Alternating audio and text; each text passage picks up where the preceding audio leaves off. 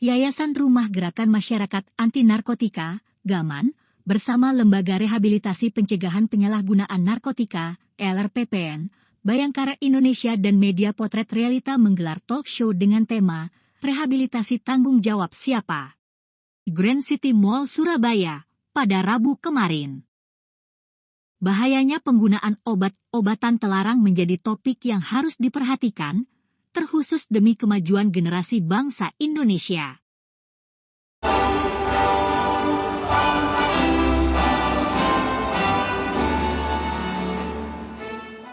Karena ternyata godaannya banyak, karena pengaruhnya kuat, akhirnya mereka banyak kasus harus kembali lagi, direhabilitasi tapi kemudian kembali lagi. Nah ini Bapak Ibu, mudah-mudahan hari ini nanti banyak masukan hasil diskusi yang bisa kemudian dijadikan acuan baik kami di pemerintah Kota Surabaya maupun dari Bapak Ibu semua, bagaimana kemudian berikutnya kita bersama-sama menjaga anak kita sehingga mereka bisa tidak ikut tergoda untuk memakai narkoba ini. Kalau yang rehab itu sebenarnya sudah yang terakhir, jadi yang sudah tidak bisa diapa-apakan, akhirnya menjalani hukuman, akhirnya kami direhab di lapas. Sebenarnya kalau mau menjadi yang tanggung jawab siapa, itu sebenarnya tanggung jawab semua. Jadi yang ada di sini sebenarnya istilahnya wajib bertanggung jawab. Karena apa? Karena mereka itu penerus bangsa, apalagi yang korbannya masih usia muda ya. Ya, keputusan sidang yang menentukan apakah tersangka ini direhab atau dipidana ya Bapak ya, tindak pidana. Nah, jika ditemukan untuk direhab Bapak, nah itu biasanya dari Kejati atau dari Kejaksaan itu merekomkan untuk direhab mana itu sudah ada perdanya atau sudah ditentukan atau bagaimana Bapak? Nah terkait untuk manakala dari hasil asesmen dan kita juga melakukan ekspos dalam hal ini, kalau kita di Kejaksaan untuk melakukan restoratif justice terkait narkoba, kita juga melakukan teori bertahap Pak, mulai dari Kejaksaan Negeri kemudian mengajukan ke Kejaksaan Tinggi. Dari Kejaksaan Tinggi kita melakukan verifikasi juga dari hasil asesmen yang dilakukan teman-teman di lapangan. Selanjutnya kita juga ekspos ke Pak Jampidum langsung Bapak. Jadi kita langsung ke Pak Jampidum yang mana berdasarkan hasil ekspos nanti yang kita sampaikan kepada Pak Jampidum, manakala hasil asesmen yang kita lakukan di ACC, barulah hal tersebut kita lakukan restoratif justice terhadap perkara dimaksud. Dalam hal ini juga Ibu terkait untuk rehab tadi, kita dalam hal ini mungkin di Kejaksaan, teman-teman di kepolisian maupun BNN, kita kerjasama dengan pemerintah dalam hal ini rumah sakit jiwa Bu, karena kalau kita Kejaksaan mungkin atau teman-teman di BNN, kalau rumah sakit khusus yang untuk melakukan rehabilitasi belum ada Bu. Biasanya kalau ada orang tertangkap itu diproses penyelidikan, Kejaksaan, hakim, putusan rehabilitasi. Bagaimana kalau orang yang tertangkap ini sekarang dibalik? Kalau usianya di bawah usia produktif, coba langsung direhabilitasi dulu. Sementara penyelidikan dan penyidikan berjalan, Pak. Ini enggak, penyidikan ditahan di penjara ya, lama sampai kejaksaan, sampai ke Mahkamah Agung dan sebagainya. Dan ini terlalu lama, kasihan anak yang begitu. Jadi Pak Muni mungkin bisa memperjuangkan ini rehabilitasi. Karena pemeriksaan medis itu positif.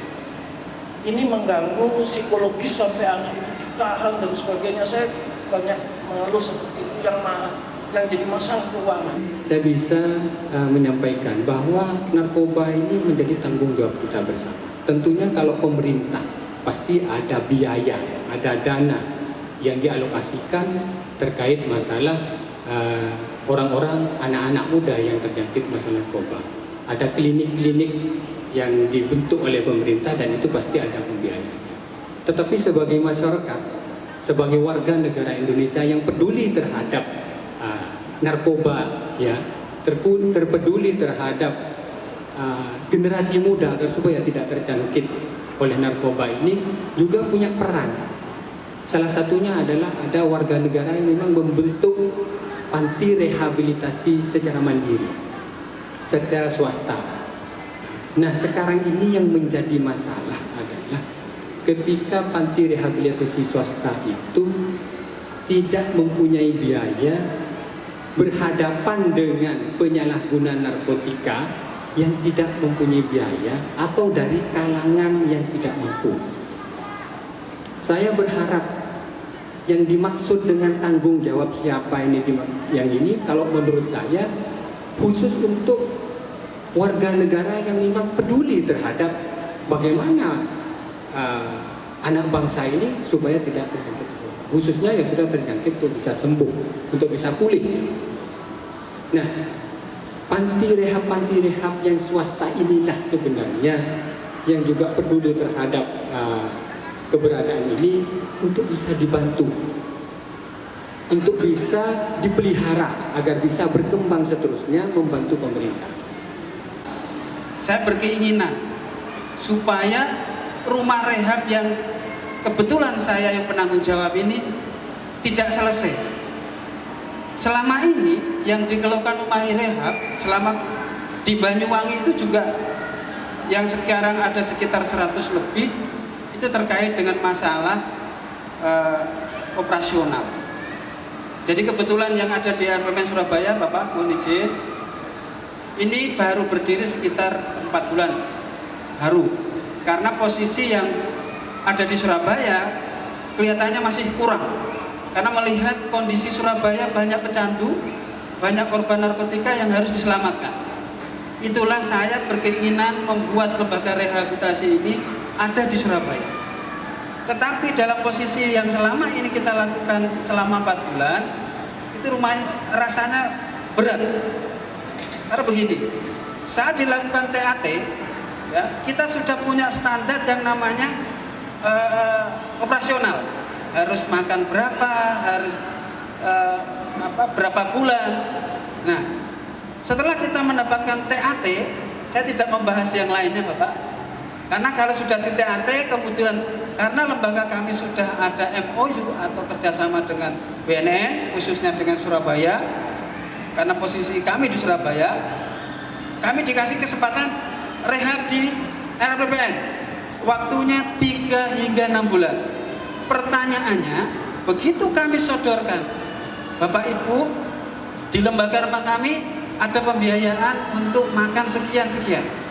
Nah, jawabannya apa? Di luar dugaan, Pak, kami tidak punya biaya. Wis dihukum gak apa-apa, Pak. Nah, pertanyaan kan, karena sudah kami terima dari BNN atau dari kepolisian yang titip, apakah kami tolak? Kami sebagai sebagai warga negara yang khusus menyelamatkan kegantungan itu semata-mata, ya saya terima.